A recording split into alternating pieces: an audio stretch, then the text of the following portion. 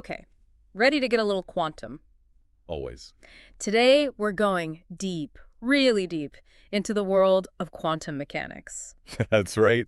The subatomic realm where the rules of our everyday world kind of, break down. Yeah, like think about light. We hmm usually picture it as a wave, right? Right. But it turns out light can also act like a particle. Like Right. when it hits a solar panel, it's Huh. like these little packets of energy called photons are knocking electrons loose. Exactly. It's wild, and that's like quantum mechanics in action, the physics that governs the super small world. And it's not just about being weird. Mhm. Quantum mechanics actually revolutionized our understanding of physics. Totally. So for this deep dive, we're turning to Quantum Mechanics Demystified as our guide. Yeah, it's a great resource for understanding, well, all the mind-bending concepts in this field. Right. It's a classic. So the book starts off with this puzzle that really stumped physicists back in the day, black body radiation. It's like imagine a glowing iron bar. It's giving off heat, emitting light, but classical physics couldn't explain why the spectrum of that radiation looked the way it did. Yeah, it was a real head-scratcher. Classical physics predicted that at high frequencies, the energy output should be infinite. Which obviously we know isn't true. Exactly. They even called it the ultraviolet catastrophe for a reason. Great, catchy name. So how did they solve that problem? Well, it took a pretty radical new idea.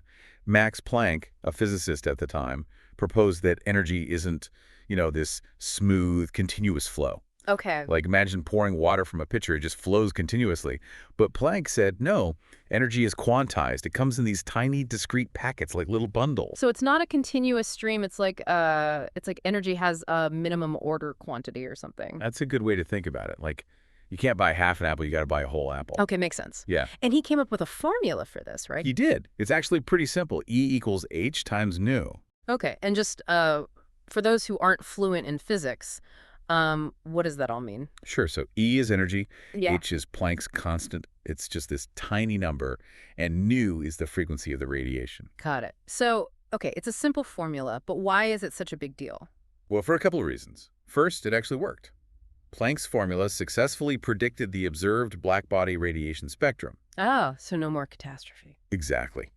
But more importantly, it implied this fundamental limit on how energy behaves, a concept that really had huge implications for all of physics. Wow. So Planck basically like discovered the atomic structure of energy itself. You could say that.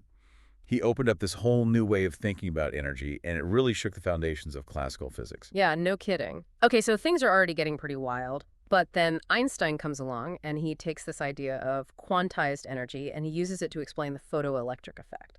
Right, so the photoelectric effect is when you shine a light on a metal and you see electrons getting knocked out of it. But the weird thing is, this only happens if the light's frequency is high enough. Like, you need a special kind of light to kick those electrons out. Yeah. And classical physics couldn't explain why there was this frequency threshold. It's like you need a key to unlock those electrons, and the key is high-frequency light.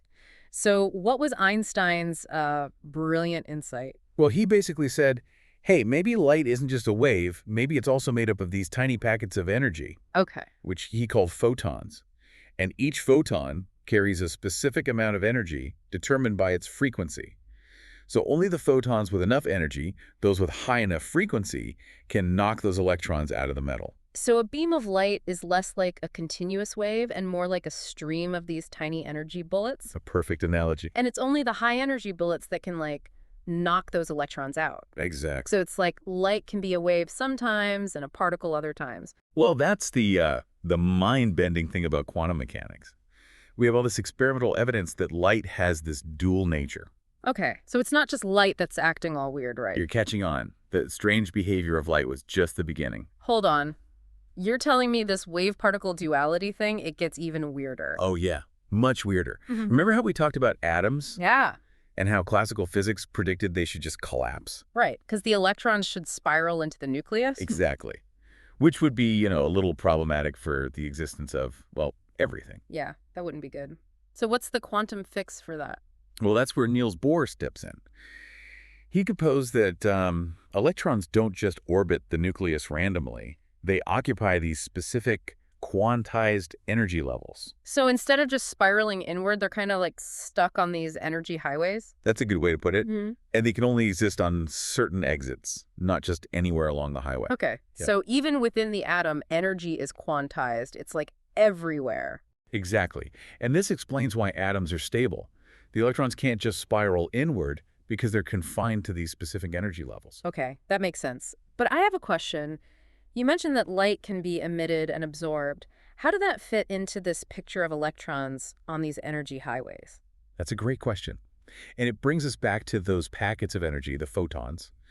When an electron jumps from a higher energy level to a lower one, it emits a photon Okay. with energy that exactly matches the energy difference between those levels. Okay. And conversely, when an electron absorbs a photon with the right amount of energy, it can jump to a higher energy level. So it's like those photons are the currency of energy exchange within the atom. Precisely.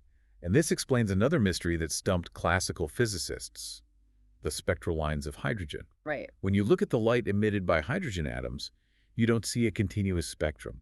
You see specific, discrete lines of color. So each element has its own unique light signature, basically. That's cool. Yeah. And it's all because of these electron jumps between these quantized energy levels. Okay, so we've got light acting like a particle, electrons on these energy highways, atoms emitting and absorbing these very specific photons. Right. This is definitely a pretty strange world. And we're just getting started. Remember how we talked about light having this wave-particle duality? Oh, yeah. Well, get ready for this. A physicist named de Broglie had this pretty radical idea. What if it's not just light? Oh, no. Here we go. What if matter, things like electrons, protons, even you and me also have a wavelength associated with them? Wait, so you're telling me I have a wavelength, like I'm some kind of radio wave? Well, theoretically, yes. Hold on. I need a minute to process this. It's getting a little trippy. Don't worry. We'll unpack this mind-bending concept in the next part of our deep dive. Welcome back. Last time, we were wrestling with this idea that even, everyday objects could have a wavelength. Yeah. I'm No. still wrapping my head around that one. I don't really feel like a wave. Right. You don't exactly experience it directly in our macroscopic world. De Broglie's hypothesis suggests that the wavelength of matter is inversely proportional to its momentum. Okay, so something moving really fast would have a much shorter wavelength than, let's say, a snail. Exactly. But how could we ever actually measure, like, the wavelength of a person or a car or something? It must be unbelievably tiny. You're right. For macroscopic objects, the wavelengths are so small they're practically undetectable. But at the atomic level, this wave-like nature of matter has some really big consequences. It explains why electrons, for instance, can act like waves. So this wave-particle duality, it's not just a theoretical thing. It actually affects how particles behave. Absolutely. It's why, electrons can diffract and interfere with each other just like waves do. That's pretty wild. It is. And it leads us to one of the most important concepts in quantum mechanics, Ah, the wave function. okay. Wave function. Sounds kind of intimidating.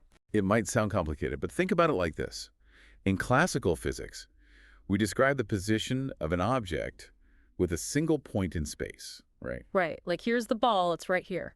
Exactly. But in the quantum world, we use a wave function, which is kind of like a spread out wave that describes the probability of finding a particle at a particular location. So instead of saying the electron is right here, we're saying, well, there's a chance of finding it here, a different chance of finding it there. Exactly. It's like a map of possibilities rather than a pinpointed location. Okay, so we're not saying the particle is everywhere at once. It's more like its location is fuzzy until we measure it. That's a good way to think about it. Yeah. It's only when we measure the particle that we sort of force it to choose a specific location. Okay, so the act of measurement kind of forces the particle to make a decision, so to speak. That's what's called wave function collapse. The particle exists in this superposition of states described by the wave function, but then, boom, measurement happens and the wave function collapses, and we observe the particle in a single definite state. Okay, so the observer effect really does play a role in quantum mechanics. Yeah, it's a central concept. Okay, this is starting to get pretty deep. Does this mean reality is, like, determined by our observation? That's a big philosophical question that physicists are still debating. But for now, let's stick to the physics. Okay, back to the physics. So we have this wave function that tells us about the probability of finding a particle. But how does this wave function change over time? Like, how does it evolve? Well, that's where the most famous equation in quantum mechanics comes in, the Schrödinger equation. Ah, yes, the Schrödinger equation. It always sounds so mysterious. It is a powerful equation, but at its heart, it's not that different from, Newton's laws of motion. Okay. Newton's laws tell us how the position and velocity of an object change over time, and the Schrödinger equation tells us how the wave function of a particle evolves over time. So it's the rule book for how these probability waves behave. Precisely. It allows us to predict how the probabilities associated with, say, a particle's position or its momentum change as time goes on. Okay, can you give me a concrete example? Sure, let's imagine a particle trapped in a box, Okay. a one-dimensional box, just to keep it simple, like a bead on a wire, confined to a tiny region. Okay, got it. Now, classically, you might think that electron could be anywhere inside that box, just bouncing back and forth. Right. But the Schrödinger equation tells us something different. It says the electron can only exist in certain specific states, Okay. described by these standing wave patterns. Standing waves, like on a guitar string. Exactly. Each standing wave corresponds to a specific energy level. The electron can only occupy these discrete energy levels, not just anywhere in between. So the electron is like in this weird superposition of all the allowed energy states. You got it. It's not just bouncing around randomly. It's in this fuzzy mix of possibilities, until we measure its energy, that is. And then we force it to pick one. Right. The wave function collapses, and we find the electron in one specific energy level. This is so strange. So does the electron even have a definite energy before we measure it? That's the mind-boggling thing about quantum mechanics. Before measurement, the electron isn't in any one specific energy state, but rather in a superposition of states. It's like it's exploring all the possibilities allowed by the Schrödinger equation. Okay, I think I'm starting to get it. The Schrödinger equation basically tells us how the wave function and all those probabilities change over time, and measurement forces the particle to settle into a single state. You got it. It's a Yeah. totally different way of thinking about the world compared to classical physics. It really is. So it seems like this idea of superposition, a particle being in multiple states at once, it's like really fundamental to quantum mechanics. Absolutely. And there's more to this story. We'll have to continue our exploration in the next part of our deep dive. Welcome back. So in this quantum world we're exploring, it seems like particles can be in multiple states at once, until we measure them at least. Yeah, it's this weird idea called superposition. One of the most mind-bending things about quantum mechanics, for sure. We also talked about the Schrödinger equation. Right, which tells us how these probability waves, the wave functions, evolve over time. Right. It's like the quantum rule book, right? Exactly. And it works incredibly well. We can make some super accurate predictions about how particles behave, thanks to the Schrödinger equation. But we've really only just scratched the surface of this quantum world. Oh, yeah, absolutely. There's so much more to explore. It gets even more fascinating when we start talking about systems with, multiple particles interacting. Right. Or particles that have this weird property called spin. Hold on, spin? Like, are these tiny particles actually spinning around? It's a good way to picture it, but spin in quantum mechanics is, well, it's a little more abstract than that. Okay. It's this inherent property of particles, kind of like their mass or their charge. But it's quantized, meaning it can only take on certain discrete values. Of course it's quantized. Everything in quantum mechanics seems to be quantized. So how does this particle spin affect things? Does it change how particles behave? It's actually really important. Like, spin is responsible for the magnetism of materials, and it plays a big role in chemical bonding. Wow, so this weird quantum spin has real-world consequences. Oh, yeah, big time. And to describe how particles with spin behave, we have these things called spin operators. Spin operators. That sounds a little intimidating. They're basically just mathematical tools, but they allow us to describe how these particles with spin behave in, say, magnetic fields, or how they interact with each other. So we're adding another layer of complexity here. Now we have to worry about spin on top of everything else. Right. And we can even incorporate spin into the wave function of a particle. So now the wave function not only tells us about the particle's position and momentum, but also about its spin. So we're not just talking about where a particle might be in space, but also what its spin might be. Exactly. Okay, so can you give me an example of how spin is relevant to, something we encounter every day? Sure. Think about MRI, magnetic resonance imaging. It's a really powerful medical imaging technique, and it relies completely on the spin of atomic nuclei. Okay, so MRI machines are actually tapping into the spin of atoms inside us. They are.